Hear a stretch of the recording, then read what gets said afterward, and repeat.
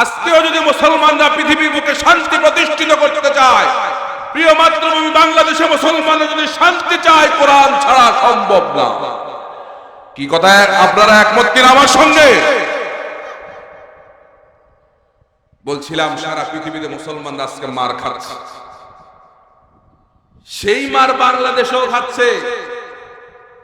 আপনারা আজকে এই ঘটনাগুলোকে আপনারা স্বাভাবিক মনে করছেন, এড়িয়ে যাচ্ছেন, কিন্তু ঘটনাগুলো কিন্তু স্বাভাবিক না। গত 2 দিন আগের ঘটনা ফরিদপুরে আপনারা অনেকে যারা সোশ্যাল মিডিয়ার সঙ্গে যারা সম্পৃক্ত আপনারা জানেন, সুতানাতা মন্দির পোড়ার মিথ্যে অভিযোগে সন্দেহাতীতভাবে আমাদের 2 জন মুসলিম যুবককে 5 ঘন্টা বেঁধে রেখে তারপরে পিটায়া পৃথিবী থেকে বিদায় করে দিয়েছে উগ্র এই হিন্দুত্ববাদীরা। এই ঘটনা যদি কোনো মুসলমান এতক্ষণে ঘটাইত, সারা পৃথিবী এতক্ষণ শ্মশান হয়ে যেত, সারা বাংলাদেশ এতক্ষণ তোলপাড় হয়ে যেত, সমস্ত মিডিয়াগুলো সেখানে গিয়ে উপড়ে পড়তো। কি কথা ঠিক কিনা বলেন? এজন্য এটা স্পষ্ট হয়ে গেছে বাংলাদেশের কোন মিডিয়া মুসলমানের পক্ষে না। তাদেরকে সামান্য শ্রমিক নামে চালায় দিচ্ছে। এরা কি শুধু শ্রমিক না মুসলমানের সন্তান? এরা কি শুধু শ্রমিক না মুসলমানের সন্তান? আমার সামনে উপবিষ্ট মুসল্লিয়ান, মুরব্বিয়ান, সামিঈন, হাজিরিন, যুবক, পর্দার আড়ালে আমার সম্মানিতা, শ্রবণরতা, বহু গুণে গুণান্বিতা আমার শ্রদ্ধেয়া মা এবং বোনেরা, আল্লাহ সুবহানাহু ওয়া তাআলার আলিশান দরবারে লাখো কোটি শুকরিয়া আদায় করছি যে মহান মনিব এই প্রতিকূল পরিস্থিতিতেও, যিনি দিনে 42 ডিগ্রি সেলসিয়াস গরম ছিল, কিন্তু রাতের বেলায় কোরআন শোনার জন্য পরিবেশটাকে ঠান্ডা করে দিলেন, তিনি কে? কি সুন্দর বাতাস না? একেবারেই পরিবেশটা ঠান্ডা। বোঝা যায় যে দিনে 42 ডিগ্রি গরম ছিল, বোঝা যায়। কিন্তু যিনি কোরআন শোনার এই সুন্দর পরিবেশ করে দেওয়ার পরেও যারা এখনো এদিক সেদিক ঘোরাফেরা করছেন, কোরআনের মাহফিলে আসতে পারেন নাই, মাহফিলগুলো তো এই সিজনের জন্য শেষ হয়ে যাচ্ছে, কি বলেন? আগামীকাল তো এখানে আপনাদের কাউকে ডাকবে না, আজকেই তো শেষ দিন। এই জন্যে দোকানপাটে অযথা সময় নষ্ট না করে পৃথিবীর শ্রেষ্ঠ কালাম মহাগ্রন্থ আল কোরআন, এই কোরআনটা কার? যে মহান মনিব এই কোরআন আমাদের হেদায়েতের জন্য পাঠিয়েছেন, আমাদের জান্নাতের পথ নির্দেশক হিসাবে যে কোরআনকে পাঠিয়েছেন, পৃথিবীর শ্রেষ্ঠ মজলিস কোরআনের মজলিস, কি বলেন? এই মজলিসে আপনাদেরকে একটা করে চকলেট দিবে বা যাওয়ার সময় প্রত্যেককে 500 টাকার নোট দিবে, এমন কোনো কথা কমিটির পক্ষ থেকে আসছে? তাহলে এটা হচ্ছে কোরআনের জীবন্ত মুজিজা, যে কোরআনের মাহফিলে লোকেরা কোনো কিছুর আশায় আসে না, শুধুমাত্র কেবলমাত্র আল্লাহর সন্তুষ্টির জন্য আমরা এখানে এসেছি, কি বলে? এই কোরআন মহাবিশ্বের মহাবিস্ময়, সর্বযুগের জন্য চির আধুনিক হচ্ছে এই কোরআন। সকল যুগের সকল সমস্যার অথেন্টিক সমাধান দিতে পারে কে? সবাই আওয়াজ দিয়ে বলে। আল কোরআন যে সমাধান দেয়, পৃথিবীর কেউ এই সমাধান দিতে পারে না, কি বলেন? কারণ আল কোরআন আসছে কার কাছ থেকে? একটা আওয়াজ দিয়ে বলেন না, একটা আল্লাহর নাম নিতে কি কষ্ট হয়? জোরে আওয়াজ দিয়ে বলেন আল্লাহ। আল্লাহর নাম নিতে কষ্ট হয়, শরম লাগে। নেতার নাম তো আমরা অনেক জোরে নিই। এই যে সামনে নির্বাচন আসতেছে, আওয়াজ সব কি ওই নির্বাচনের জন্য রাখছেন না? এই জন্যে কোরআনের আওয়াজ যখনই শুনবো, আল্লাহর নাম যখনই উচ্চারণ করবো, বুলন্দ আওয়াজ উচ্চারণ করা লাগবে, ঠিক কিনা? আল্লাহ বলেছেন ওয়ারাব্বাকা ফাকাব্বির, তোমার রবের বড়ত্ব ঘোষণা করো। তো বড়ত্ব ঘোষণা কি বিড়ালের মতো, কি সিংহের মতো গর্জন করা লাগবে? মুসলমান রাজি আছে কিনা বলেন? আজকে সারা পৃথিবীতে 170 কোটি মুসলমান, সুবহানাল্লাহ বলেন। অতীতের ইতিহাসে এতগুলো মুসলমান কখনো একসাথে হয় না। কিন্তু সারা পৃথিবীতে মুসলমান আজকে যেরকম নির্যাতনের শিকার হচ্ছে, নিষ্পেষণের শিকার হচ্ছে, নিগৃহীত হচ্ছে, পদে পদে মুসলমান আজকে লাঞ্ছিত হচ্ছে, আজকে মুসলমানদের সম্মান, মর্যাদা, ইজ্জত ভুলণ্ঠিত হচ্ছে। পৃথিবীর দ্বিতীয় বৃহত্তম মুসলিম দেশ বাংলাদেশ, এই দেশেও মুসলমানরা আজকে পদে পদে লাঞ্ছিত হচ্ছে। কি কথা ঠিক কিনা? এর একটাই কারণ, মুসলমান তার মূল পাওয়ার আল্লাহর কোরআন থেকে দূরে সরে গেছে। মাছের পাওয়ার কোথায় বলেন তো? পানির মধ্যে। পানির মধ্যে মাছ তার সম্পূর্ণ পাওয়ারটা পানির মধ্যে দেখাইতে পারে। উপরে উঠাইয়া দেন, মাছ ধরতে পারবে? পাজেরো গাড়ি, এগুলোর পাওয়ার কোথায়? হাইওয়ে রোডের মধ্যে। আপনাদের এই চিপা রোডের মধ্যে এনে দেন, পাজেরো গাড়ি ধরতে পারবে? এই চিপা রোডে দৌড়ানোর মতো আবার বিজ্ঞান আবিষ্কার করছে এখন নতুন, এটার নাম কি? অটো। কথা কথা এমন জোরে চালায় বোধ হয় পাজেরো গাড়িও তার কাছে ফের। এমন জোরে চালাইতে যায় তোর ব্রেক টেরেক নেই।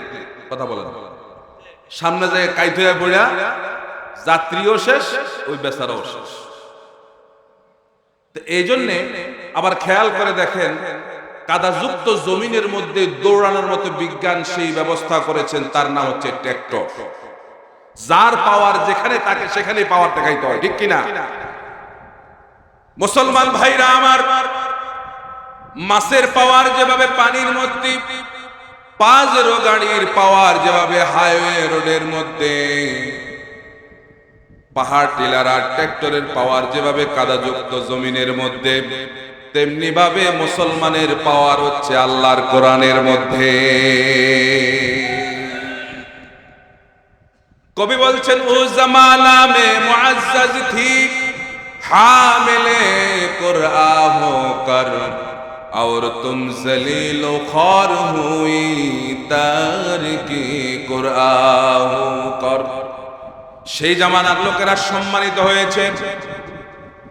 মুসলমান ভাইরা আমার, কোরআনকে বুকে ধারণ করে চলার কারণে আবু বকর রাদিয়াল্লাহু তাআলা আনহুর যেই সম্মান, যেই মর্যাদা আল্লাহ রাব্বুল আলামিন দিলেন কোরআনকে বহন করে চলার কারণে, সারা পৃথিবী খুঁজলেও আবু বকরের মতো একজন লোক খুঁজে পাওয়া যাবে না।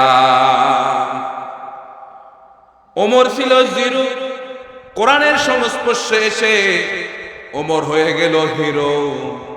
যে ছিল জাহান্নামী, কোরআন তাকে জান্নাতি মানুষ বানায়েছে। শুধুমাত্র জান্নাতি মানুষ বানায় নাই, জান্নাতের 2 নম্বর প্যাসেঞ্জার বানায়া দিছে।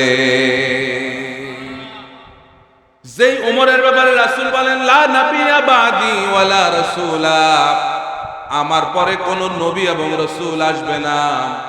আমার পরে যদি কোন নবী এবং রাসূল আসতো, লাকানা ওমর, আল্লাহ রাব্বুল আলামিন ওমরকে নবী বানায়া পৃথিবীতে পাঠাতেন। এই কোরআন তাদেরকে এমন ভাবে পরিবর্তন করে দিল, এমন একটা সমাজ প্রতিষ্ঠিত করলো। রাসূল বলেন, খায়রুল কুরুনি করনি সুম্মাল্লাযীনা ইয়ালুনাহুম সুম্মাল্লাযীনা ইয়ালুনাহুম, আমার যুগ হচ্ছে পৃথিবীর শ্রেষ্ঠ যুগ। সুবহানাল্লাহ। রাসূল মদিনায় কোরআন দিয়ে এমন এক রাষ্ট্র প্রতিষ্ঠিত করলেন। 13 বছর দাওয়াত দিয়েছেন মক্কায়, কোরআন প্রতিষ্ঠিত করতে পারেন নাই। মদিনায় গিয়ে আল্লাহর নবী কোরআন দিয়ে এমন এক সমাজ প্রতিষ্ঠিত করলেন, যে সমাজে সব ধরনের মানুষের অধিকার প্রতিষ্ঠিত হয়েছে। ঠিক কিনা বলেন? ঠিক কিনা? আজকেও যদি আমরা আমাদের অধিকার ফিরে পেতে চাই, কোরআন ছাড়া আমাদের অধিকার ফিরে পাওয়া সম্ভব না। আজকেও যদি মুসলমানরা পৃথিবীর বুকে শান্তি প্রতিষ্ঠিত করতে চায়, প্রিয় মাতৃভূমি বাংলাদেশে মুসলমানরা যদি শান্তি চায়, কোরআন ছাড়া সম্ভব না। কি কথা আপনারা একমত কিনা আমার সঙ্গে? বলছিলাম, সারা পৃথিবীতে মুসলমানরা আজকে মার খাচ্ছে, সেই মার বাংলাদেশেও খাচ্ছে। আপনারা আজকে এই ঘটনাগুলোকে আপনারা স্বাভাবিক মনে করছেন, এড়িয়ে যাচ্ছেন, কিন্তু ঘটনাগুলো কিন্তু স্বাভাবিক না। গত 2 দিন আগের ঘটনা ফরিদপুরে আপনারা অনেকে যারা সোশ্যাল মিডিয়ার সঙ্গে যারা সম্পৃক্ত আপনারা জানেন, সুতানাতা মন্দির পোড়ার মিথ্যে অভিযোগে সন্দেহাতীতভাবে আমাদের দুইজন মুসলিম যুবককে 5 ঘন্টা বেঁধে রেখে তারপরে পিটায়া পৃথিবী থেকে বিদায় করে দিয়েছে উগ্র এই হিন্দুত্ববাদীরা। এই ঘটনা যদি কোনো মুসলমান এতক্ষণে ঘটাইত, সারা পৃথিবী এতক্ষণ শ্মশান হয়ে যেত, সারা বাংলাদেশ এতক্ষণ তোলপাড় হয়ে যেত, সমস্ত মিডিয়াগুলো সেখানে গিয়ে উপড়ে পড়তো। কি কথা ঠিক কিনা বলেন? এজন্য এটা স্পষ্ট হয়ে গেছে বাংলাদেশের কোন মিডিয়া মুসলমানের পক্ষে না। তাদেরকে সামান্য শ্রমিক নামে চালায় দিচ্ছে। এরা কি শুধু শ্রমিক না মুসলমানের সন্তান?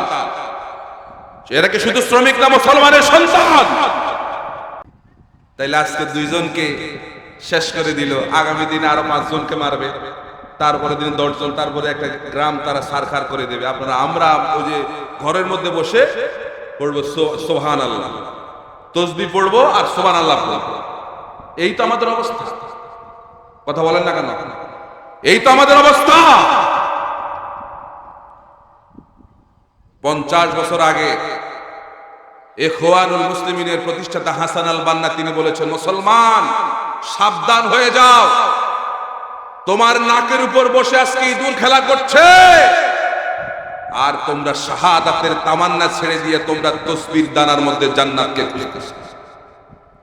এখন তো সেটাই। এজন্য আমাদের মুসলমানদেরকে সতর্ক থাকা লাগবে, আমাদের মুসলমানদেরকে প্রতিবাদ মুখর হইতে হবে। এই সমস্ত বিষয় যদি প্রতিবাদ না করি তাহলে এক সময়ে এমন পরিস্থিতি সৃষ্টি হবে, এর চাইতে বড় ঘটনা ঘটাবে, আমরা কিছু বলতে পারবো না। কি ঠিক আছে কিনা বলেন? তা আমাদের দেশে যেরকম মুসলমানদের উপর নির্যাতন চলছে, ঠিক এই মুহূর্তে ফিলিস্তিনীয় মুসলমানদের উপর নির্যাতন চলছে। ঠিক কিনা বলেন? সেখানে পৃথিবীর বর্বর ইহুদিরা মুসলমানদের উপর চরম নির্যাতন চালাচ্ছে। মুসলিম দেশগুলো 57টা মুসলিম দেশ আজকে এক হতে পারছে না। কেন? বিভিন্ন কারণে। আমাদের দেশে যেরকম মুসলমানরা আমরা এক হতে পারি না, কারণ কি? অমুকের এই সোক্কা টুপি, অমুকের গোল টুপি। কথা বলেন না কেন? অমুকের পাঞ্জাবি একরকম, অমুকের পাঞ্জাবি আরেক রকম। শুধুমাত্র পাঞ্জাবি দিয়া টুপি দিয়ে আজকে আমরা মুসলমান, তরিকা দিয়ে মুসলমান আজকে আলাদা হয়ে যাচ্ছে। কাফের মুশরিকরা মুসলমানদেরকে যখন মারা শুরু করবে, কে কোন তরিকার এটা দেখবে না, কে কোন টুপি মাথায় দেয় এটা দেখবে না, তারা দেখবে কে সিজদা দেয় আল্লাহরে, কে মুসলমান, তারা তাকেই পারবে। এজন্য আজকে দলমত নির্বিশেষে সমস্ত মুসলমানদেরকে এক হয়ে যাওয়া দরকার। আপনারা কি সবাই চান মুসলমান এক হয়ে যাক? বাংলাদেশের 16 কোটি মুসলমান এক হয়ে যাক, সবাই কি চান? কারা কারা দেন হাত দেখেন আল্লাহকে। আল্লাহ কবুল করুক বলে আমি। যে মরা স্লোগান, এই স্লোগান দিয়ে ওরা তো 2 জন মরছে, এই স্লোগান নিয়ে ময়দানে গেলে আমাদের আরো সংখ্যা বাড়বে। দিন দিন মুসলমানের ঈমান নিম্নগামী হচ্ছে, স্তমিত হচ্ছে। এই জন্য ঈমান তাজা করার জন্য এই মাহফিল। কি বলেন? কারণ আল্লাহর কোরআনের আয়াত যখন তেলাওয়াত হয় তখন মুসলমানদের ঈমান বাড়ে না কমে? বাড়ে না কমে? আল্লাহর কোরআন যখন মুসলমান শুনে তখন মুসলমানের ঈমান বাড়ে না কমে? তবে আমরা নিরাশ নই। পৃথিবী থেকে ইহুদিরা একদিন নিশ্চিহ্ন হবে, হবে না? এখন আমরা যদি বলি আল্লাহ তো আছে ইহুদিদেরকে শিক্ষা দেওয়ার জন্য, আমাদের দরকার কি? আমরা শুধু সুবহানাল্লাহ সুবহানাল্লাহ বলবো, রসগোল্লা খাইবো আর জান্নাতে চলে যাবে, এত সহজ কি? আমাদেরকে মাঝে মধ্যে একটু চেষ্টা ফিকির করা দরকার না ভাইরা? ইব্রাহিম আলাইহিস সালামকে যখন আগুনের মধ্যে ফেলা হলো, কিতাব লিখছে একটা ব্যাঙ ওই আগুনের মধ্যে পেশাব করছে। কি করছে? পেশাব। তখন ব্যাঙকে প্রশ্ন করা হলো, তুমি যে পেশাব করছো এই পেশাবটা কতটুকু? এই পেশাব দিয়ে আগুনের কি হবে? আগুন নিভবে? ব্যাঙ বলল, আমিও জানি আমার এই পেশাবে আগুন নিভবে না। কিয়ামতের দিন আমি আল্লাহরে বলতে পারবো, আল্লাহ তোমার খলিলের জন্য তারা অগ্নিকুণ্ড নির্মাণ করছে, তাকে আগুনের মধ্যে ফেলছে, আমি অন্তত একটু পেশাব করে সহযোগিতা করছি আগুন নিভাবার কাছে। সুবহানাল্লাহ বলেন না? আজকে ফিলিস্তিনে ঈদের দিনেও শত শত মুসলমান ভাইকে শহীদ করে দিল। আমরা আজকে সেই ফিলিস্তিন থেকে 10,000 কিলোমিটার দূরে, আমরা কিছু করতে পারবো না। কিন্তু মাঝে মধ্যে যদি আমরা একটু প্রতিবাদ মুখর হই, যদি একটা মিছিল মিটিং এ যদি আমরা যাই, যদি কিছু কথাবার্তা বলি, তাহলে তো কিয়ামতের মাঠে আল্লাহরে বলতে পারবো, আল্লাহ আমরা এমন এক জায়গায় ছিলাম এখান থেকে কিছু করা আমাদের ছিল না, অন্তত আমরা প্রতিবাদ করতে পেরেছি। ঠিক কিনা বলেন? প্রতিবাদ শুরু হয়ে গেছে আলহামদুলিল্লাহ বলেন। আমাদের দেশে ইহুদিদের পণ্য বর্জন শুরু হয়ে গেছে। আজকের মাহফিলে যারা এসেছেন আপনারা চূড়ান্ত সিদ্ধান্ত নেন, ইহুদিদের কোন পণ্য আমরা গ্রহণ করব। রাজি সবাই? ইতিমধ্যে কোক, স্প্রাইট, কোকা কোলা এগুলো বাংলাদেশ থেকে কি হয়ে যাইতেছে, 7 আপ ভ্যানিশ হয়ে যাচ্ছে। আলহামদুলিল্লাহ বলেন। বাজারে গেলে এখন মজু খুঁজে পাওয়া যায় না।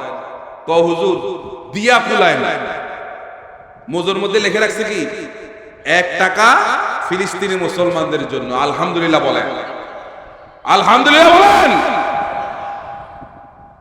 তাহলে মজু কোম্পানিকে ধন্যবাদ দেওয়া দরকার, কি বলেন? যাই হোক, তারা অন্তত 1 টাকা দিয়ে হইলো এক একটা মজুতে 1 টাকা থেকে 1 টাকা করে হলেও তারা ফিলিস্তিনি মুসলমানদেরকে সহযোগিতা করতেছে। তাহলে আমি যদি একটা আগে মজু খাইতাম না, এখন যদি একটা মজু খাই, তখন আমি মনে মনে চিন্তা করতে পারবো কি অন্তত আমি 1 টাকা দিয়ে ফিলিস্তিনি মুসলমানকে সহযোগিতা করলাম। কি বলেন? আল্লাহ রাব্বুল আলামিন আমাদেরকে ইহুদিদের এই পণ্যগুলো বর্জন করার সেই তৌফিক দান করুন। আজকে আমি আপনাদের সামনে কোরআনুল কারীমের সূরাতুল হাসর থেকে আলোচনা করব ইনশাআল্লাহ, যেখানে আল্লাহ রাব্বুল আলামিন মদিনার ইহুদিদেরকে কিভাবে ভ্যানিশ করে দিলেন সেই ঘটনা আপনাদের সামনে উপস্থাপন করব। এবং আল্লাহ এবং তার রাসূলের বিরুদ্ধাচরণ করার কারণে পৃথিবীতে যুগে যুগে বহু জাতিকে কিভাবে আল্লাহ পাক মাটির সঙ্গে মিশিয়ে দিয়েছেন, ধ্বংস করে দিয়েছেন, কিছু কথা আমরা বলবো, শুনবো তো ইনশাআল্লাহ। আমরা সাম্প্রতিক আলোচনা করতে বেশি পছন্দ করি। আল্লাহ যেন এই বিষয়টা সাবলীল ভাষায়, প্রাঞ্জল ভাষায় যেন আপনাদের সামনে উপস্থাপন করতে পারে, আল্লাহ যেন সেই তৌফিক দান করে বলে আমি। তাহলে ভূমিকা আর দীর্ঘায়িত না, আমরা সরাসরি আলোচনার মধ্যে ঢুকে যেতে চাই। সকলে পড়ি, আউযু বিল্লাহি মিনাশ শাইতানির রাজীম, বিসমিল্লাহির রাহমানির রাহিম। বিতাড়িত মরদুদ শয়তানের ওয়াসওয়াসা থেকে পানাহ চাই, পরম করুণাময় আল্লাহর নামে শুরু করছি। সাব্বাহা লিল্লাহি মা ফিস সামাওয়াতি ওয়া মা ফিল আরদ ওয়া হুয়াল আজিজুল হাকীম। হুয়াল্লাযী আখরাজাল্লাযীনা কাফারু মিন আহলিল কিতাব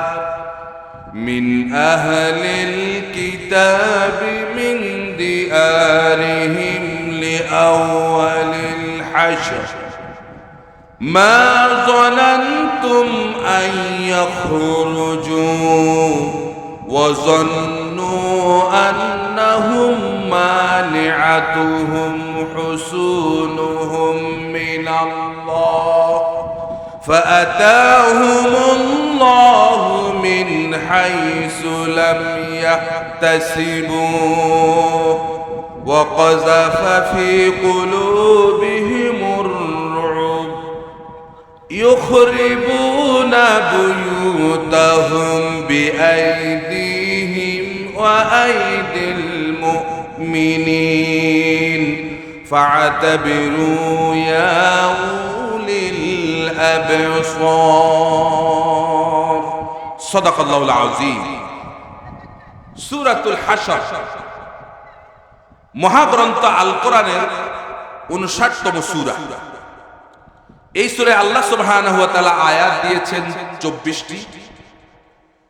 বিপুল সংখ্যক মুফাসসিরিনে কেরাম এই সূরাটিকে মাদানী সূরা হিসেবে গণ্য করেছেন। এই সূরার নামকরণ করা হয়েছে, সূরার দ্বিতীয় আয়াতে হাসর শব্দ থেকে এর নামকরণ করা হয়েছে।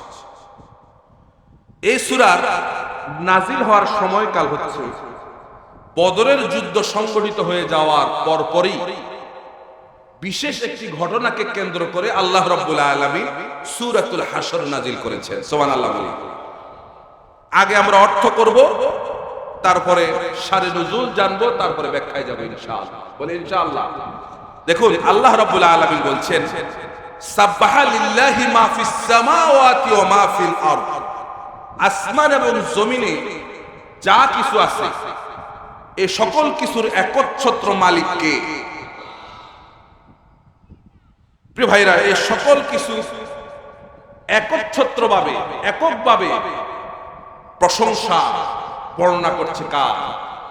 আল্লাহ। ওয়া হুয়াল আজিজুল হাকিম, আর তিনি হচ্ছেন মহাপরাক্রমশালী অসীম প্রজ্ঞাবান। আল্লাহ বলছেন, হুয়াল্লাযী আখরাজাল্লাযীনা কাফারু মিন আহলিল কিতাবি মিন দিয়ারিহিম লিআউয়ালিল হাশর। তিনি সেই আল্লাহ যিনি আহলে কিতাবদের মধ্য থেকে এক শ্রেণীর লোকদেরকে প্রথম ধাক্কায় তাদের আবাস ভূমি থেকে আল্লাহ পাক বিতাড়িত করে দিয়েছেন। এরপর আল্লাহ বলছেন, মা জানান্তুম আইয়া খুরুজু, যে তোমরা কল্পনাও করো নাই যে তারা যে বের হয়ে যাবে, এটা তোমরা কল্পনাও করো নাই। কারণ তারা ছিল তখন শক্তিশালী, প্রচন্ড শক্তির ক্ষমতার মালিক ছিল তারা। তাদের অস্ত্র শস্ত্র দুর্গ এত কিছু ছিল তারা তাদের এই সমস্ত অস্ত্র শস্ত্র নিয়ে, এই সমস্ত দুর্গ ঘাটে নিয়ে তারা খুব কি করতো? অহংকার করতো। তোমরা কল্পনাও করো না যে তাদেরকে এক ধাক্কাতে আল্লাহ পাক শেষ করে ভ্যানিশ করে দিবেন, এটা তোমরা চিন্তাও করো না। কি ঠিক কি না? আজকে ইসরায়েলও পৃথিবীর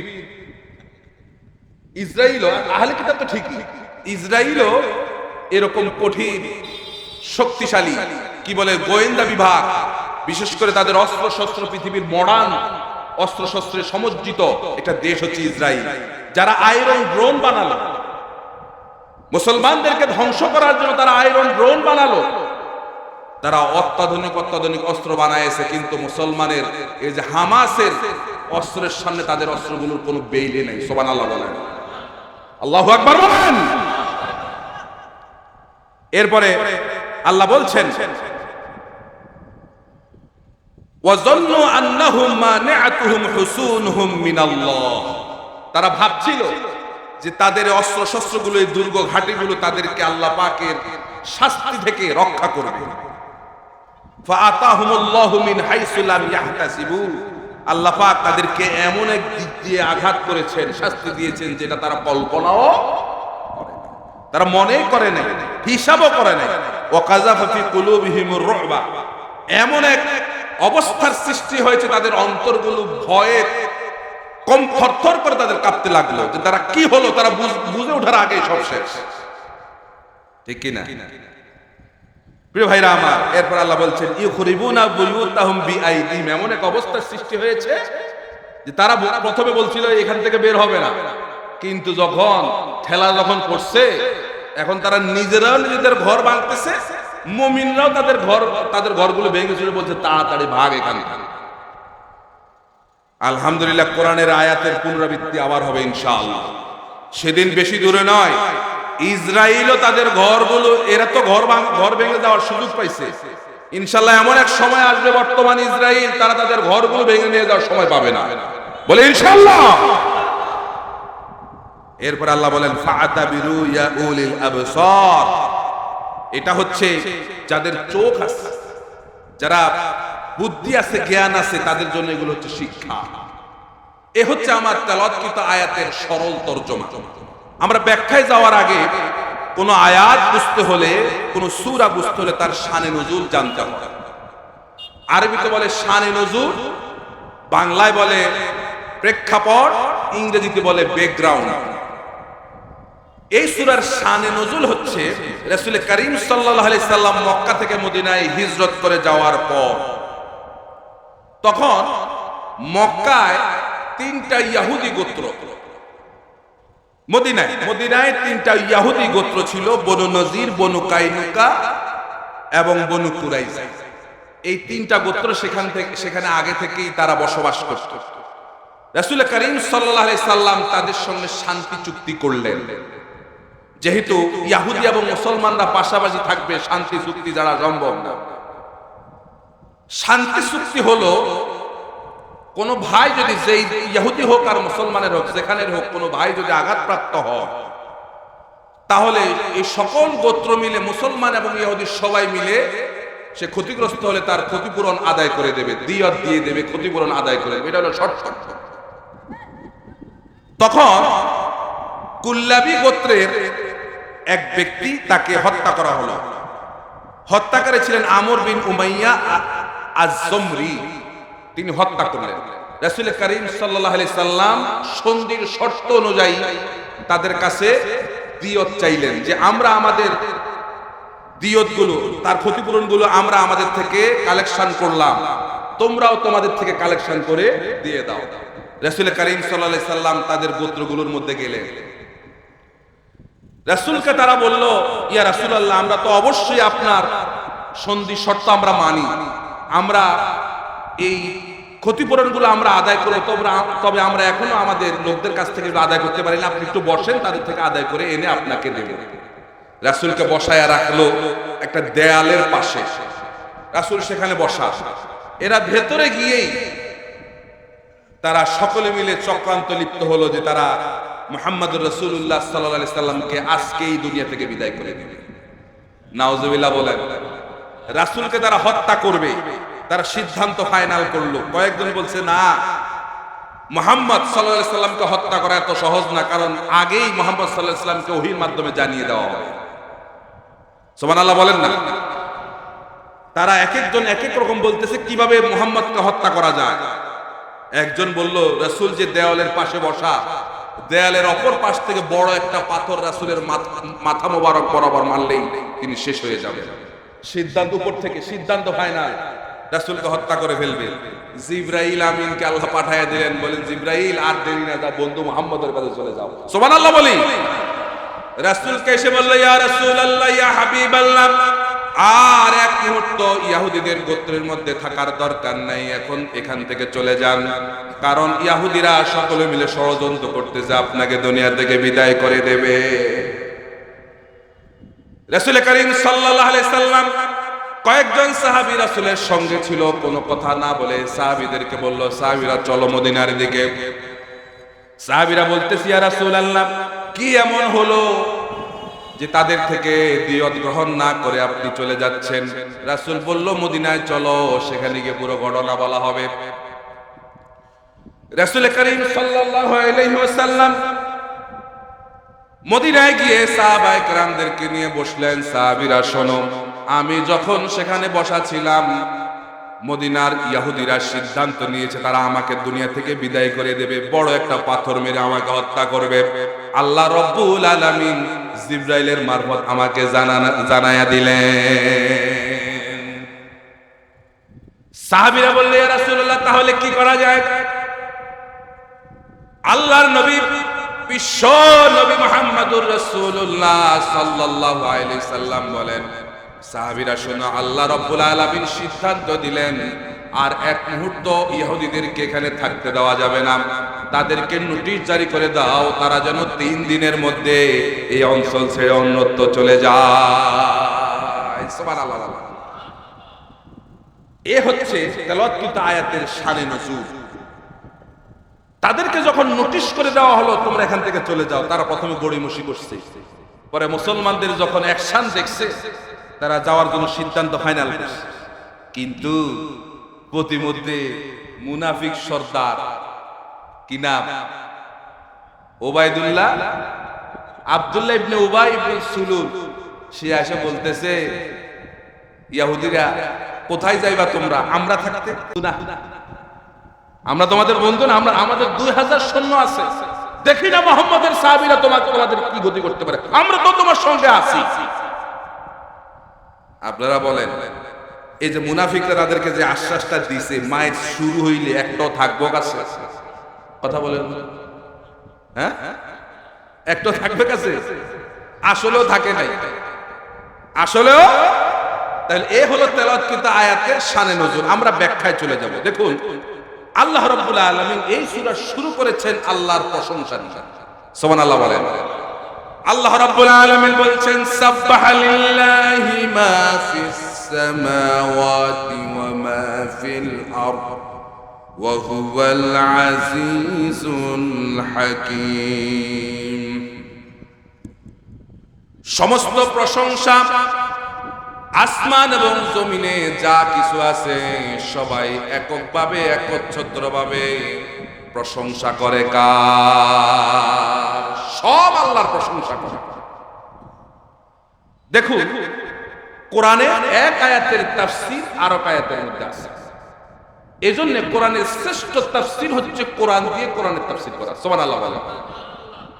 কোরআন দিয়ে কোরআনের তাফসীর করা, এটা হলো কোরআনের শ্রেষ্ঠ তাফসীর। এটা আমরা একজনের কাছ থেকে শিখেছি। কার কাছ থেকে? যিনি এই দেশে তাফসীরের রূপকার, যিনি চলে গেলেন দুনিয়া থেকে জুলুমের শিকার হয়ে। আমাদের সকলের মুরব্বী, আমাদের সকলের প্রিয় কোরআনের পাখি, নাওয়ারাল্লাহু মারকাদাহু ওয়া জাআলাল জান্নাতা মাসওয়াহু। আমরা সকলে বলি আমিন। তিনি সব সময় কোরআন দিয়ে কোরআনের তাফসীর করতেন, আর এটাই শ্রেষ্ঠ তাফসীর। কি বলেন? আজে বাজে কিচ্ছা কাহিনী গল্প বলতেন না, কারণ তার মধ্যে ভুল ত্রুটি থাকার সম্ভাবনা আছে না নাই? আমরাও সেই চেষ্টাই করি কোরআন দিয়ে কোরআন থেকে কথা বলা। আল্লাহ যেন সেই তৌফিক আমাদেরকেও দান করেন। দেখুন কোরআনুল কারীমের সূরাতুল হাদীদের 1 নম্বর আয়াতে আল্লাহ রাব্বুল আলামিন বলছেন, রব্বুল আলামিন বলছেন সাব্বাহা লিল্লাহি মা ফিস সামাওয়াতি ওয়াল আরদি ওয়া হুয়াল আজিজুল হাকীম।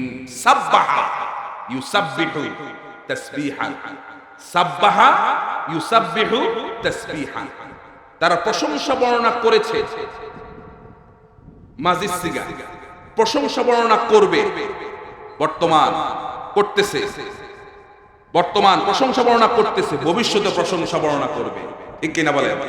আসমান এবং জমিনে কুল কায়নাতে যা আছে সব প্রশংসা বর্ণনা করছে কার? মানুষ আল্লাহর প্রশংসা সব সময় করে না, বিপদে পড়লে করে। কথা কয় না? সব সময় করি আমরা? যখন সুখে থাকি তখন করি, নির্বাচনে যখন জিতে যাই অমুকের গলায় রে কি সুন্দর মালা রে, জিতে গেছে তখন আর হুজুর দরকার নাই, ওলামায়ে কেরাম দরকার নাই, আল্লাহর হুজুর দরকার, নামাজও শেষ। কিন্তু নির্বাচনের আগে এক একজন কয়েকবার নামাজ পড়ে, কত কথা, হ্যাঁ? তখন নামাজও দরকার, আল্লাহরও দরকার, হুজুরও দরকার, শাসা মশা যা আছে সবারও দরকার। কৃষক মাঠের মধ্যে গায়ে কাদা, এরকম আপনাদের দিকে ঘটে কিনা আমি জানি না, ঘটে। মাঠের মধ্যে গায়ে কাদা, বলতেছে স্যার আমার গায়ে তো কাদা। কারণ আরো অসুবিধা নাই, তুমিও মানুষ আমিও মানুষ, তোমার গায়ের রক্ত আর আমার গায়ের রক্ত তো একে, আসো মুখ মিলাই। নির্বাচন যখন শেষ, রাস্তা দিয়ে যায় আর উনি ওই যে গাড়ির উপরে যেটা খোলা থাকে এটা কি বলে, ওই যে উপরে গ্লাস খোলা থাকে, এটার উপরে দিয়ে উঠা এরকম এরকম করে মানে হাত নাড়ায় দেখে আগামী 5 বছর পরে আবার আসবে। ও হুট খোলা জি, হুট খোলা জি, এটা দিয়ে বলে আগামী 5 বছর কি পরে আবার আবার দেখো। কি কথা ঠিক আছে কিনা? কথা ঠিক আছে কিনা? আল্লাহ কি আমাদের চালাকি জানে না? বুঝে না? আল্লাহ বুঝে না? আল্লাহ রাব্বুল আলামিন বলেন ওয়াইযা মাসাকুমুদ দুররু ফিল বাহর দাল্লা মান তাদউনা ইল্লা ইয়া। সমুদ্রের মধ্যে নাবিক যখন তুফানের মধ্যে পড়ে যায়, তখন আল্লাহ ছাড়া ওই নাবিকের অন্তরের মধ্যে আর কারো নাম মনে থাকে না।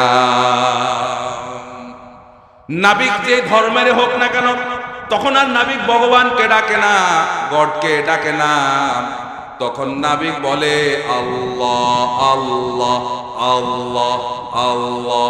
বলে কিনা? বলে কিনা? প্রিয় ভাইরা আমার, আল্লাহ রাব্বুল আলামিন যখন আসমান থেকে তুফান সরাইয়া দিয়া আকাশটা যখন পরিষ্কার করে দেখেন, আল্লাহ বলেন আরাতুম, এরা তখন আল্লাহকে আবার ভুলে যায়। ওয়া কানাল ইনসানু কাফুরা। মানুষ বড় অকৃতজ্ঞ, বিপদে পড়ছে আল্লাহ ডাকছে, বিপদ থেকে বেঁচে গেছে, এখন আর আল্লাহ। এজন্য ভাইরা আমার, আমরা এমন মুসলমান হওয়া লাগবে, বিপদে আপদে সর্ব অবস্থায় আমরা প্রশংসা বর্ণনা করব কার? আসমান এবং জমিনে যা কিছু আছে সব আল্লাহ রাব্বুল আলামিনের প্রশংসা করে। প্রিয় ভাইরা আমার, দিনের বেলায় আল্লাহ রাব্বুল আলামিন 42 ডিগ্রি সেলসিয়াস গরম দিলেন, রাতের বেলায় কোরআন শোনার জন্য পরিবেশকে ঠান্ডা করে দিলেন। প্রশংসা করব কার? জোরে সকলে পড়ি আলহামদুলিল্লাহ, আলহামদুলিল্লাহ। প্রিয় ভাইরা আমার, শুধুমাত্র আসমানে জমিনে যা কিছু আছে সবই শুধুমাত্র আল্লাহর প্রশংসা করে না, আকাশের ফেরেশতারাও আল্লাহ রাব্বুল আলামিনের প্রশংসা করে। ঠিক কিনা বলেন? রব্বুল আলামিন বলেন, ওয়ালাহু মান ফিস সামাওয়াতি ওয়াল আরদি ওয়া মান ইনদাহু লা ইস্তাকবিরুনা আন ইবাদাতিহি ওয়া লা ইস্তাহসিরুন।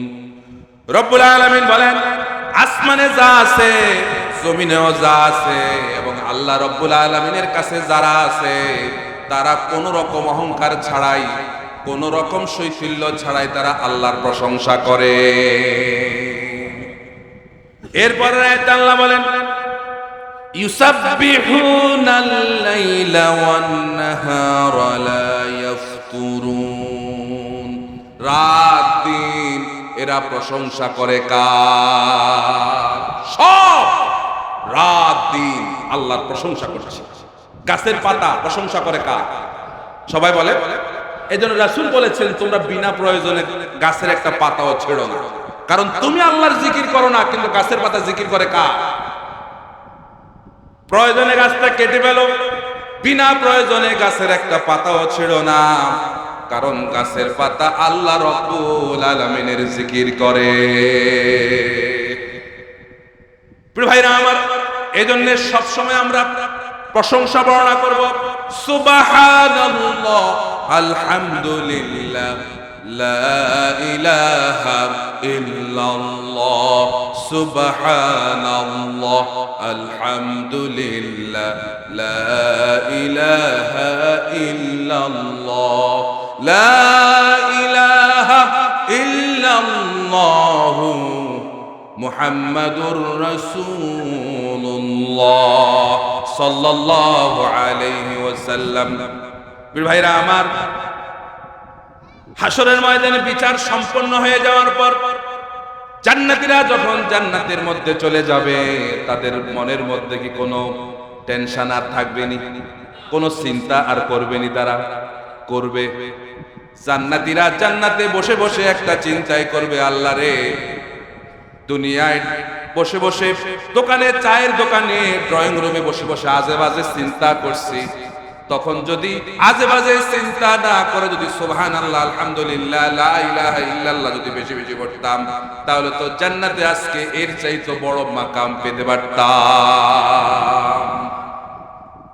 সব সময় পড়তে হবে আস্তাগফিরুল্লাহ। কি পড়তে হবে? আমাদের তো কোনো গুনাহ নাই।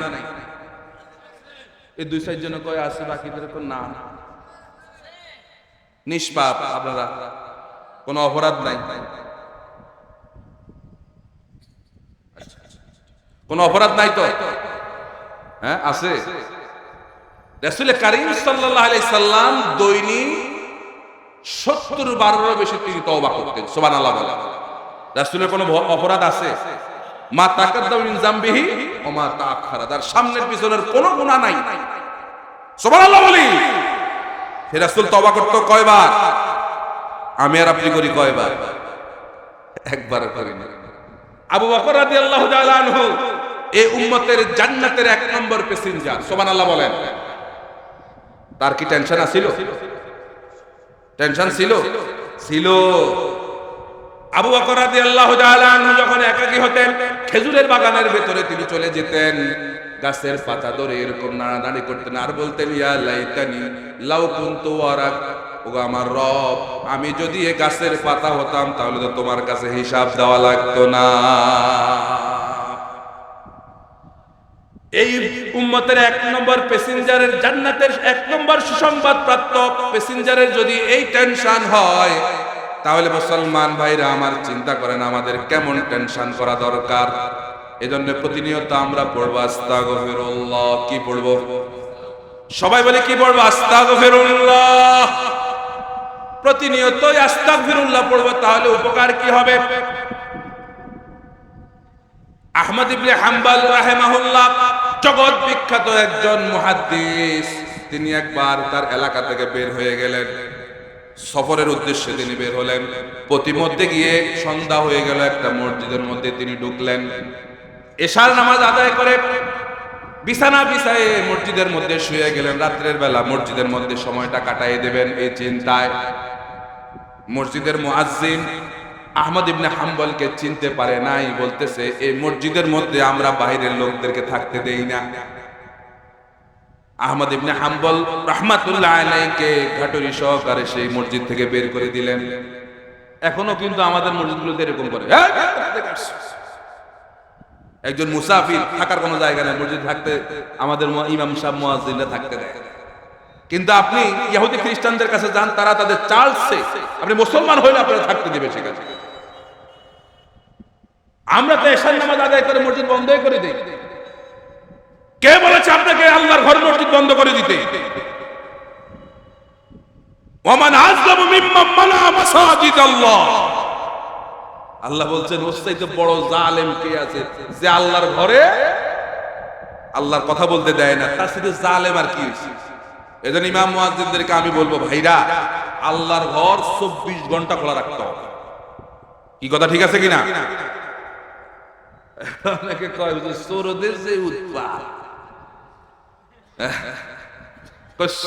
চোরে না শুনে ধর্মের কাহিনী। আর চোরেরা ইদানিং দেখছি মসজিদের জিনিস চুরি করে সবার আগে। কয়টা তো আল্লাহর মাল, দরিয়ামে ডাল, আল্লাহর মাল মনে করে নিয়ে যায়, আল্লাহ তার কিছু কইছে না। 10 দিন চোরের আর একদিন গিরুসের, একবার যখন ধরা খায় গণপিটুনিতে চোর শেষ। চোরেরাও সাবধান, কারণ হাদিস আসছে যখন চোরেরা চুরি করে তখন তার কাছে ঈমান থাকে না। যখন কোন জেনাকার জেনা করে তার মধ্যে ঈমান, যাই হোক সেদিকে গেলে আমার আলোচনার সময় কম, আগাই সামনে দিকে। আহমদ ইবনে হাম্বলকে বের করে দিলেন। আহমদ ইবনে হাম্বল হাঁটতে লাগলেন। হাঁটতে হাঁটতে একটা বাজার তিনি পেলেন। বাজারে যায় দেখেন বাজারে একজন রুটি বিক্রেতা রুটি বিক্রি করছে। রুটি বেলতেছে আর পড়তেছে আস্তাগফিরুল্লাহ, রুটি বেলতেছে পড়তেছে আস্তাগফিরুল্লাহ, রুটি চুলার মধ্যে দিচ্ছে পড়তেছে আস্তাগফিরুল্লাহ, রুটি সেখান থেকে উল্টাচ্ছে পড়ছে আস্তাগফিরুল্লাহ। কাস্টমার আসতেছে তাদেরকে রুটি দিচ্ছে পড়তেছে আস্তাগফিরুল্লাহ, পয়সা নিচ্ছে পড়তেছে আস্তাগফিরুল্লাহ।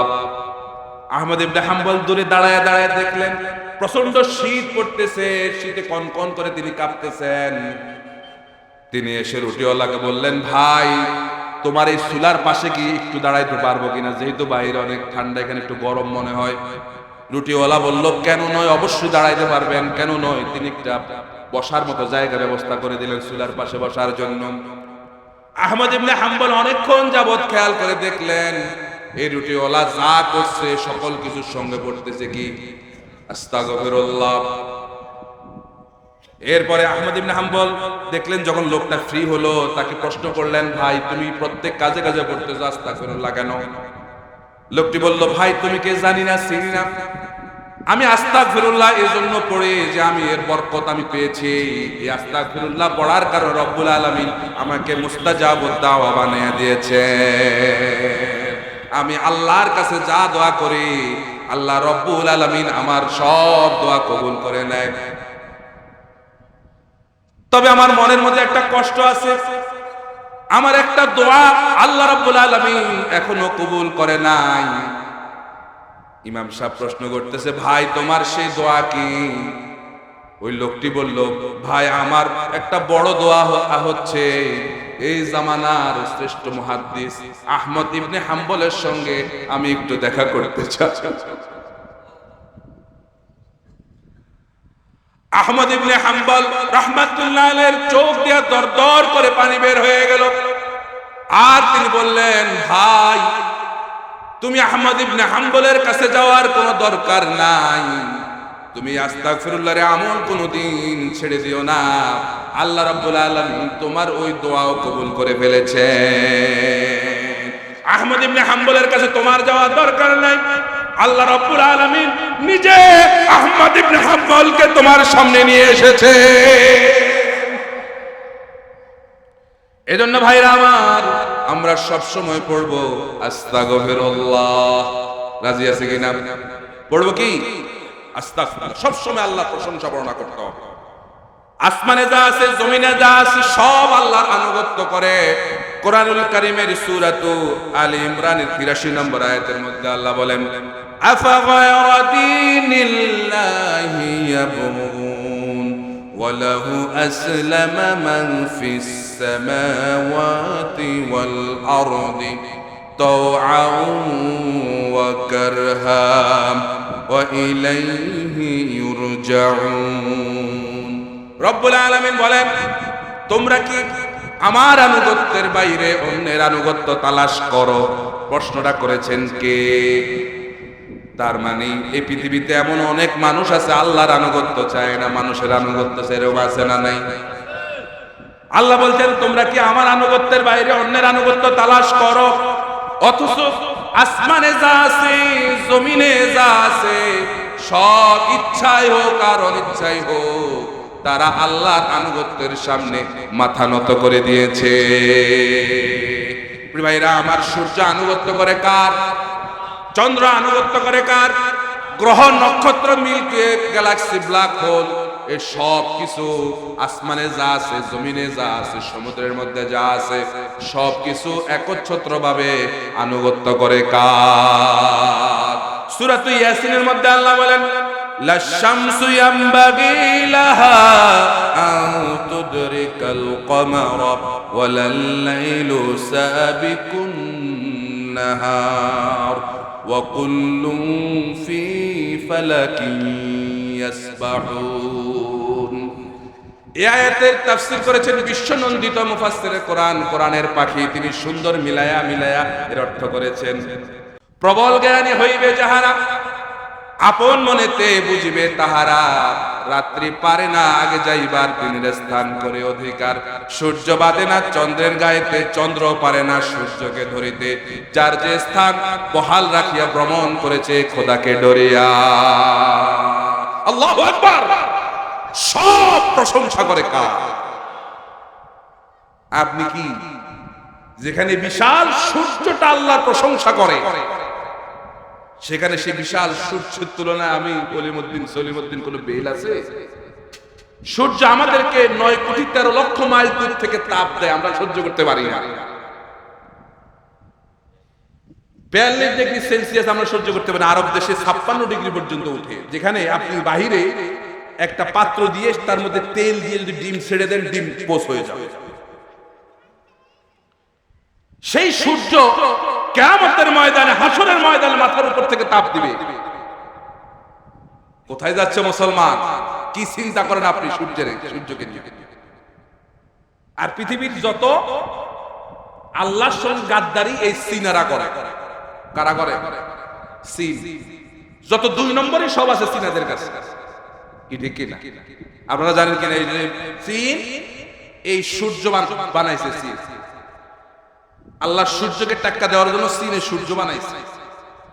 তারাও 1 ডিগ্রি সেলসিয়াস তাপ দিতে পারে সূর্য। চিন্তা করেন পৃথিবীর মডার্ন সায়েন্স কোথায় চলে গেছে। ওদের মাথার মধ্যে এই বুদ্ধি, শয়তানের বুদ্ধি যা আছে সব ওদের মাথার মধ্যে আছে। কি ঠিক কিনা?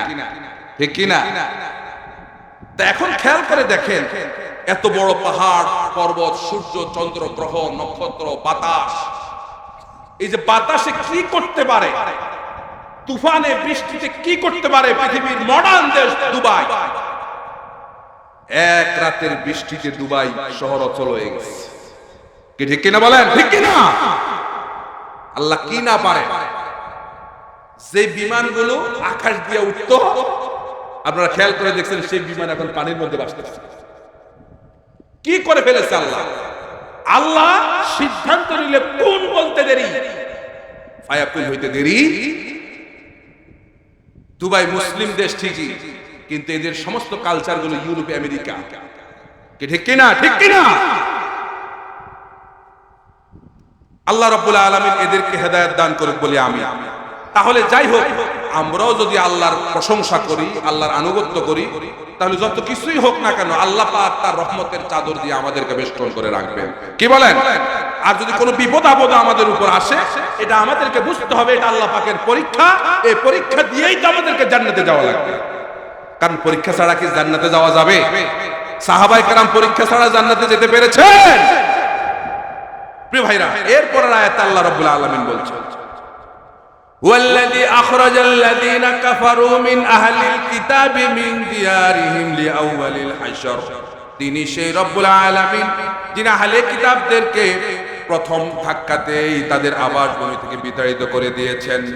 মা জানান্তুম আইয়া খুরুজু, তোমরা চিন্তাও করতে পারো নাই, ধারণাও করো নাই এত সহজে তারা তাদের আবাসভূমি থেকে বের হয়ে যাবে, এটা তোমরা চিন্তাও করো নাই। ওয়াজান্নু আন্নাহুম মানিআতুহুম হুসুনুহুম মিনাল্লাহ, আর তারাও ধারণা করেছিল তাদের অস্ত্র-শস্ত্রগুলো, দুর্গগুলো তাদেরকে আল্লাহ রাব্বুল আলামিনের শাস্তি থেকে রক্ষা করবে। ফাতাহুমুল্লাহু মিন হাইসু লাম ইয়াহতাসিবু, আল্লাহ রাব্বুল আলামিন তাদেরকে এমন এক জায়গা দিয়ে শাস্তি দিলেন তারা কল্পনাও করে নাই, হিসাবও করতে পারে নাই। ওয়া কাযাবা ফি কুলুবিহিমুর রু'বা, আল্লাহ রাব্বুল আলামিন তাদের অন্তরের মধ্যে কম্পন ধরিয়ে দিলেন। তারা কম্পিত হয়ে গেল, কম্পমান হয়ে গেল ভয়ে। ইখরিবুনা বুয়ুতাহুম বিআইদিহিম ওয়া আইদিল মুমিনিন, তারা নিজেরা নিজেদের ঘর বাংলা এবং মুমিনরা তাদের ঘর ভেঙে সেখান থেকে বিতাড়িত করে দিল। আল্লাহ বলেন, ফাতাবিরু ইয়া উলিল আবসার, যারা জ্ঞান আছে, যাদের চোখ আছে, তাদের জন্য এর মধ্যে শিক্ষা রয়েছে। কারণ আল্লাহ যদি ধরে তাহলে আল্লাহ ছাড়ে না। ইন্না বাকশা রাব্বিকা লাশাদীদ, আল্লাহর ধরা বড় ধরা। ঠিক কিনা বলেন? দুবাই শিক্ষা পেয়েছে, ঠিক কিনা বলেন? এরপরে যদি হেদায়েত না আসে তাহলে হেদায়েত না। ইন্নাকা লা তাহদি মান আহবাবতা। আমাদের দেশে করোনা ভাইরাস এসেছিল, আমাদেরকে কি বিন্দু মাত্র আল্লাহর ব্যাপারে সতর্ক করাইতে পারে না? এই যে দুবাইতে গজব আসছে, সেই গজব আমাদের দেশে আসতে বেশি দেরি নাই, যদি আমরা মুসলমানরা ঠিক না হই। কি বলেন? আজকে কাফের মুশরিক দিয়ে আমাদেরকে পিটাচ্ছে, মারাচ্ছে, এটা কি আমাদের জন্য গজব না? এজন্য ভাইরা, রব্বুল আলামিন বলেন, ওয়ালাউলা আন কাতাবাল্লাহু আলাইহিমুল জালাআ লা'আযাবাহুম ফিদ দুনিয়া ওয়া লাহুম ফিল আখিরাতি আযাবুন নার। আল্লাহ রাব্বুল আলামিন বলেন, তাদেরকে যদি এরকম শাস্তি যদি আল্লাহ না দিতেন, তাহলে অন্য শাস্তি দিয়ে আল্লাহ পাক তাদেরকে শিক্ষা করায়া দিতেন। আর আল্লাহ রাব্বুল আলামিন তাদের জন্য রয়েছেন জাহান্নামের কঠোর শাস্তি, তাদের জন্য নির্ধারিত রয়েছে। এটা কেন হলো? যালিকা বিআন্নাহুম শাক্কুল্লাহ ওয়া রাসূলাহু ওয়া মান ইউশাক্কিল্লাহ ফাইন্নাল্লাহা শাদীদুল ইকাব। আল্লাহ রাব্বুল আলামিন বলেন, এই শাস্তি তাদেরকে এজন্য দেওয়া হয়েছে যে তারা আল্লাহ এবং তার রাসূলের বিরুদ্ধাচরণ করেছে। আর যারা আল্লাহ এবং তার রাসূলের বিরুদ্ধাচরণ করে, আল্লাহ তাদেরকে শাস্তি দানে কঠোর, তাদেরকে শাস্তি দিবেনি। যারা আল্লাহ এবং তার রাসূলের বিরুদ্ধাচরণ করে, আজকে কি শুধু কাফের মুশরিকরা আল্লাহ এবং তার রাসূলের বিরুদ্ধাচরণ করে? মুসলমানরা করে না? করে না? এজন্য এই আয়াত থেকে শিক্ষা গ্রহণ করুন, যারা আল্লাহ এবং তার রাসূলের বিরুদ্ধাচরণ করে দুনিয়াতে আল্লাহ রাব্বুল আলামিন তাদেরকে শাস্তি দিয়ে দিবেন। ঠিক কিনা বলেন? ঠিক কিনা? আল্লাহ এবং তার রাসূলের বিরুদ্ধাচরণ করেছিল যুগে যুগে অনেক অধিপতিরা, অনেক রাষ্ট্রপতিরা। যুগের যারা সবচেয়ে শক্তিশালী নিজেদেরকে দাবি করত, তারা আল্লাহ এবং তার রাসূলের বিরুদ্ধাচরণ করেছিল। সূরাতুল ফজরের মধ্যে আল্লাহ পাক বলছেন, আল্লাহ রাব্বুল আলামিন বলছেন, আলাম তারা কাইফা ফাআলা রাব্বুকা বিআদ ইরম যাতিল ইমাদ التي لم يخلق مثلها في البلاد হাবিব আপনি কি দেখেননি আদ জাতির সঙ্গে আমি কেমন আচরণ করেছি? আসলে এখানে রাসূলের কি দেখার কথা? আপনারা বলেন আদ জাতিদের সময় কি রাসূল ছিল? তাহলে আল্লাহ বলছেন আলাম তারা, রাসূল আপনি কি দেখেননি? রাসূলের দেখার কথা না। এখানে আলাম তারা মানে আই আলাম তাসমা বা আই আলাম তাআলাম, আপনি কি জানেন না? আপনি কি শুনেননি?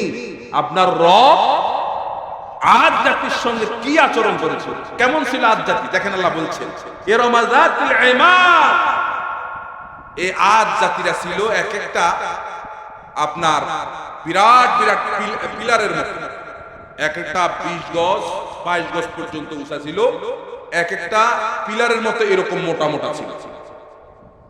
হ্যাঁ, খুঁটি খুঁটি খুঁটির মতো ছিল এক একটা। ইমাদ, ইমাদ শব্দের ছিল খুঁটি।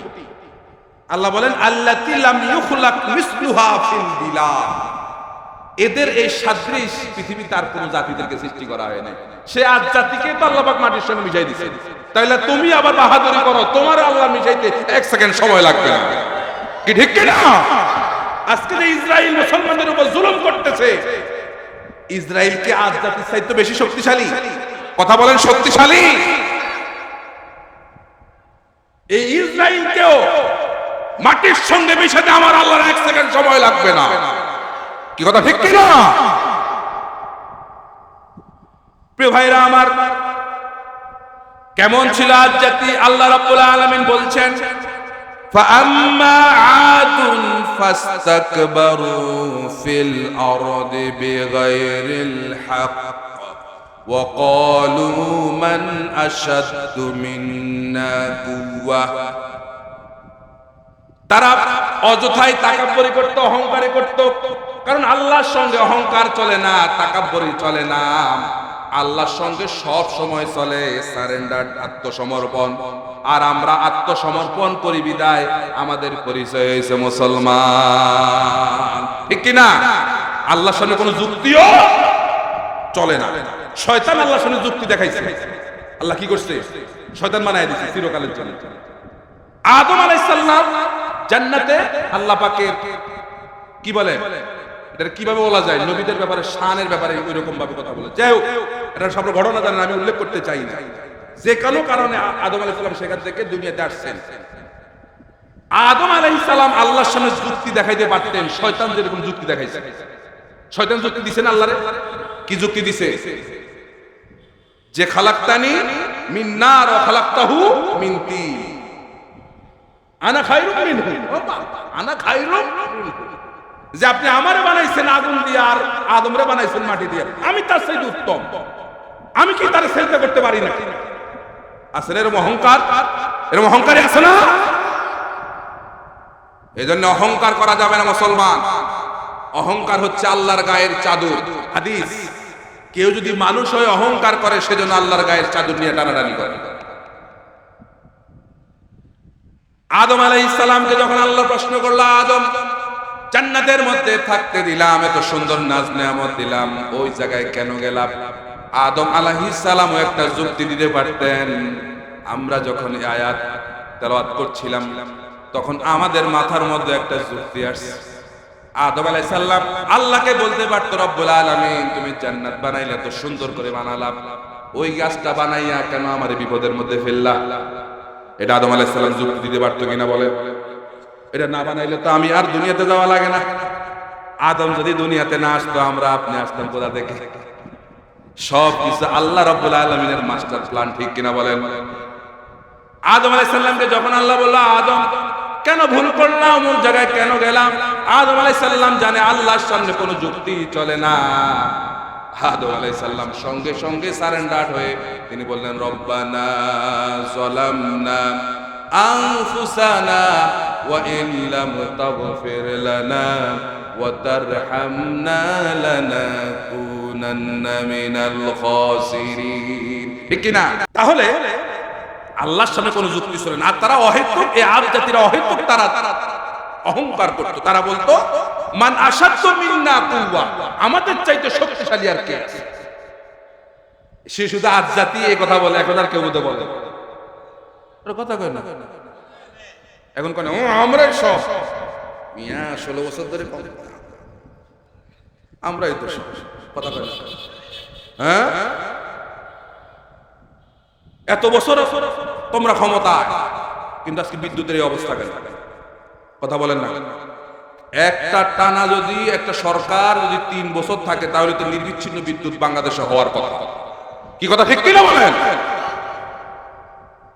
কিন্তু বিভিন্ন জায়গায় আপনাদের পথঘাট উন্নত আছে, ঠিক আছে, পথঘাট যাই হোক না কেন, রাতের বেলায় তো মানুষ একটু আরাম চায়। কি কথা ঠিক আছে কিনা? আমি যেখানে থাকি ওখানে বিদ্যুৎ যায় না, ওখানে বিদ্যুৎ মাঝে মাঝে আসে। কথা আপনাদের এদিকে কি অবস্থা? বিদ্যুৎ যায় না, তবে মাঝে মাঝে আসে।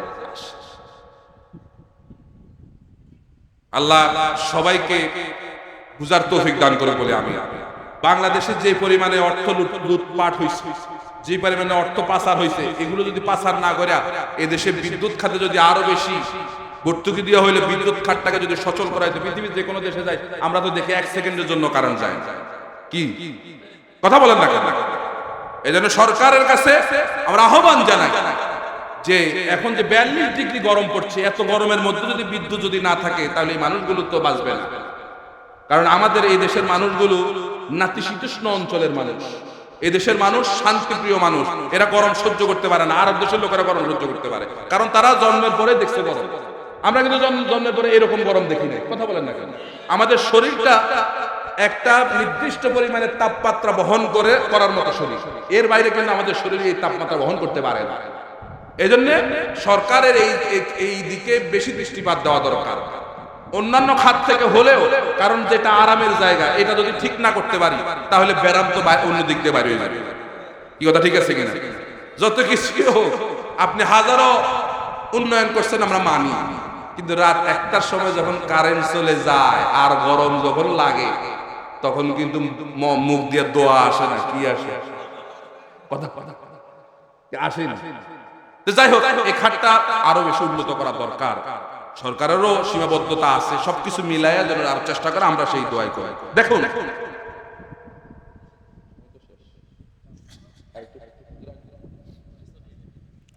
তাহলে আজ জাতি বলছিল আমাদের চাইতে শক্তিশালী আর কে আছে?